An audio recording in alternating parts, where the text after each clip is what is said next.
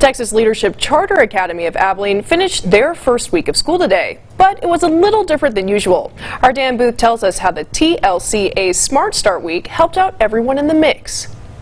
We actually walked the parents through the school and showed them the classrooms and talked to them what it was going to look like and what precautions we had taken. During Smart Start Week at TLCA, students had the opportunity to meet their teachers, parents had the chance to see the safety protocol the school has in place, and teachers had time to set up their classrooms. It was a level of comfort for parents and students to be able to come on campus before school actually started, before classes started, and see how we were setting up the classrooms. According to Principal Stone, 30% of TLCA students are learning remotely this year. Some of the protocols for students learning in person include teachers moving from class to class instead of students, and even the divider is made up of PVC pipe with plastic in between the seats that allows the students to be separated from each other even though they can still see each other and work together on projects. Principal Wilhelm says in order to keep elementary students as safe as possible, both parents and teachers have had to spend money to provide important resources for each student. We don't want students having to share materials, so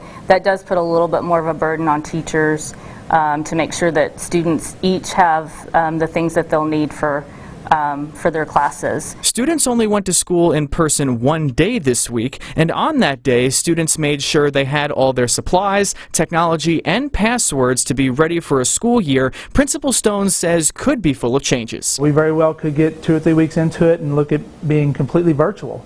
And we wanted to make sure that all the students and parents had all the needs they had, so that when we stepped into that, it would be a seamless transition. For BigCountryHomepage.com, I'm Dan Booth.